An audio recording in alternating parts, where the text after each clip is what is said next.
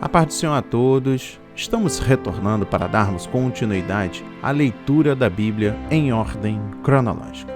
E hoje, no 353º dia, lendo esta linda história que Deus escreveu para nós, trago para a leitura o livro de Hebreus, capítulo 5, 6, 7 e 8. A inspiração do dia em meditação. No capítulo 5, destaco o versículo 1. Todo o sumo sacerdote. Duas qualificações são necessárias para um verdadeiro sacerdócio. Primeiro, o sacerdote deve ser compassivo, manso e paciente com aqueles que se desviam por ignorância, por pecado involuntário e por fraqueza. Segundo, deve ser designado por Deus. Cristo satisfaz ambos requisitos. A ordem de Melquisedeque. Melquisedeque é um personagem misterioso do Antigo Testamento, que aparece em Gênesis, capítulo 14, como sumo sacerdote de Deus em Salém, que é Jerusalém.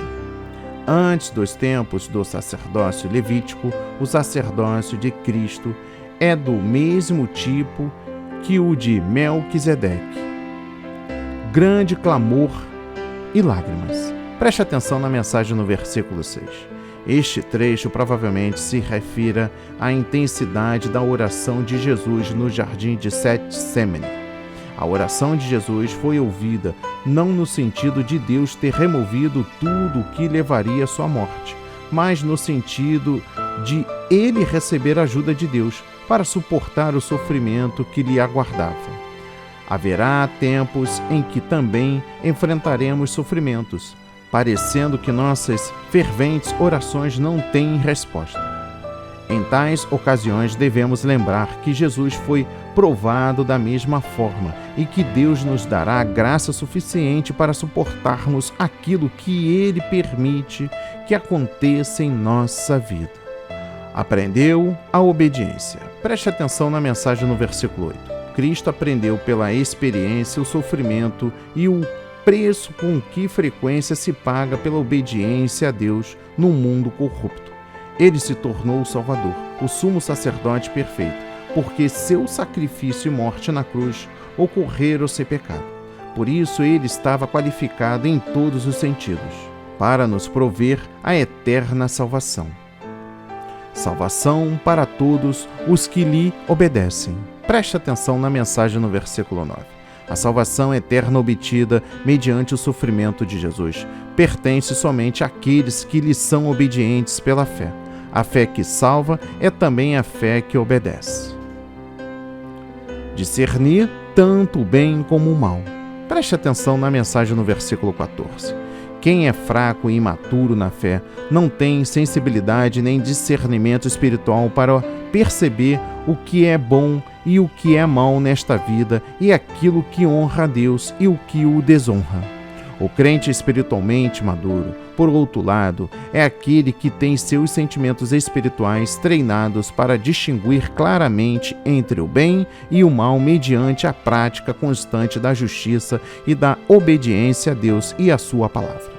Este crente aprendeu a amar a justiça e a odiar iniquidade, tendo uma mente renovada segundo os princípios da justiça, e por ser capacitado pelo Espírito Santo para ver as coisas do ponto de vista de Deus. Está apto a receber o alimento sólido da palavra e crescer segundo a estrutura completa de Cristo. No capítulo 6, destaco os versículos 4 a 6. É impossível que sejam outra vez renovados.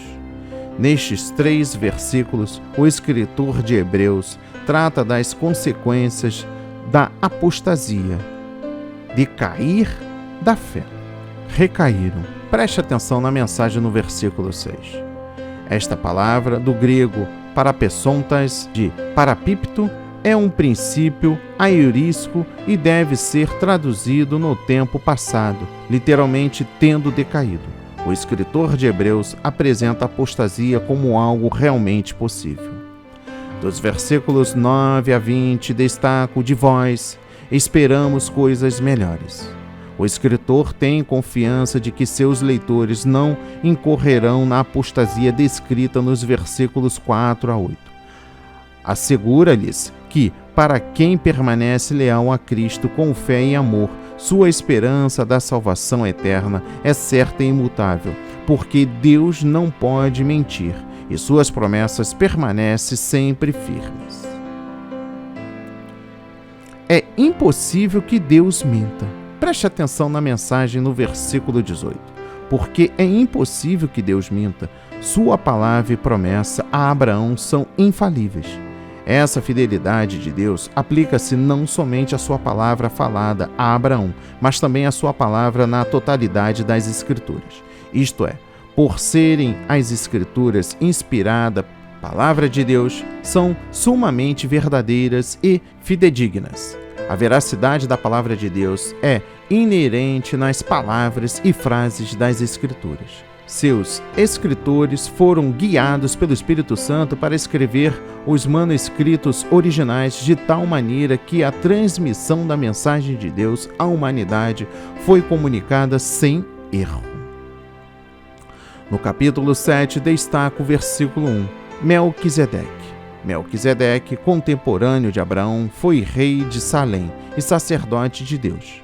Abraão, que lhe pagou dízimos, foi por ele abençoado. Aqui a Bíblia o tem como uma prefiguração de Jesus Cristo, que é tanto sacerdote como rei. O sacerdócio de Cristo é seguro à ordem de Melquisedeque, o que significa que Cristo é anterior a Abraão, a Levi e aos sacerdotes levíticos e maior do que todos eles. Sem pai, sem mãe. Preste atenção na mensagem no versículo 3. Isso não significa que Melquisedeque literalmente não tivesse pais nem parentes, nem que era anjo. Significa tão somente que as Escrituras não registraram a sua genealogia e que nada diz respeito ao seu começo e fim. Por isso serve como o tipo do Cristo eterno, cujo sacerdócio nunca terminará. A perfeição. Preste atenção na mensagem do versículo 11. Por ser o sacerdócio levítico imperfeito e exercido por homens pecadores, foi substituído pelo sacerdote perfeito, o Filho de Deus. Cristo é o sacerdote perfeito porque é totalmente justo. Precisou morrer uma só vez como sacrifício pelos nossos pecados. Permanece como nosso sacerdote eterno diante de Deus no céu e vive para sempre. Por isso ele pode salvar completamente e para sempre todos aqueles que por ele se chegam a Deus. A lei nenhuma coisa aperfeiçoou. Preste atenção na mensagem no versículo 19. A lei do Antigo Testamento era imperfeita porque não podia comunicar vida divina, nem o poder de cumprir as suas exigências, nem oferecia acesso perfeito e completo a Deus. Vivendo sempre para interceder. Preste atenção na mensagem no versículo 25. Cristo vive no céu, na presença do Pai, intercedendo por todos os seus seguidores individualmente de acordo com a vontade do Pai. Primeiro, pelo ministério da intercessão de Cristo, experimentamos o amor e a presença de Deus e achamos misericórdia e graça para sermos ajudados em qualquer tipo de necessidade, tentação, fraqueza, pecado e provação. Segundo a oração de Cristo como sumo sacerdote em favor do seu povo, bem como sua vontade de derramar o Espírito Santo sobre todos os crentes, nos ajudam a compreender o alcance do seu ministério de intercessão. Terceiro, mediante a intercessão de Cristo, aquele que se chega a Deus, isto é, se chega continuamente a Deus, pois o particípio do grego está no tempo presente e salienta a ação contínua. Pode receber graça para ser salvo perfeitamente. A intercessão de Cristo como nosso sumo sacerdote é essencial para a nossa salvação. Sem ele, sem a sua graça, misericórdia e ajuda que nos são ortogadas através daquela intercessão, nos afastaríamos de Deus, voltando a ser escravos do pecado e ao domínio de Satanás, e incorrendo em justa condenação. Nossa única esperança é aproximar-nos de Deus por meio de Cristo pela fé. Quarto, note que Cristo não permanece como advogado e intercessor dos que se recusam a confessar e abandonar o pecado, que não se apartam da comunhão com Deus.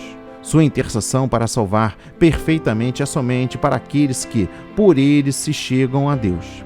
Não há segurança nem garantia para quem deliberadamente peca e deixa de se chegar a Deus por ele. Quinto, posto que Cristo é o nosso único mediador e intercessor no céu, qualquer tentativa de ter anjos ou santos falecidos como mediadores e de oferecer orações ao Pai através deles é tanto inútil quanto antibíblico. No capítulo 8, último, destaca o versículo 1. Temos um sumo sacerdote. Depois de ter Cristo tomado sobre si o castigo pelos nossos pecados e dado sua vida por nós como sacrifício, ele entrou no céu, onde ora ministra na presença de Deus a nosso favor, e isto é, dos crentes. O ministério de Jesus como sumo sacerdote abrange 6 áreas. Primeiro, Jesus no Calvário foi tanto sacerdote como o próprio sacrifício. Ele ofereceu-se a si mesmo por todo o mundo, como sacrifício perfeito pelo pecado, ao derramar o seu sangue e morrer em lugar do pecado. Segundo, Jesus é o mediador do novo e melhor concerto, a fim de que os chamados recebam a promessa de herança eterna e que, com confiança, tenham acesso contínuo a Deus. Terceiro, ele está no céu, na presença de Deus, a fim de outorgar a graça divina sobre nós, os que cremos. Por essa graça da qual ele nos é mediador, ele nos regenera e derrama sobre nós o Espírito Santo. Quarto, Jesus age como mediador entre Deus e todos os que transgridem a lei de Deus e buscam o perdão e a reconciliação. Quinto, Jesus exerce seu sacerdócio de modo permanente, compadecendo-se dos crentes em suas tentações e ajudando-os nas suas necessidades. Sexto e último, Jesus vive para sempre a fim de interceder continuamente no céu por todos aqueles que, pela fé, por ele se chegam a Deus. Ele efetuará, por fim, a salvação plena do crente. E chegamos ao final dos versículos 6 a 13. Melhor concerto. Um tema significante do capítulo 8 a 10 é o contraste entre o velho concerto centralizado em torno da lei de Moisés e um novo concerto instituído por Jesus Cristo. Que a mensagem de hoje toque o seu coração e transforme a sua vida para a honra e a glória do Senhor. Leia a Bíblia diariamente, pois este é o verdadeiro canal que se aprende, conhece a verdade e ouve a voz de Deus. Amém e graças a Deus.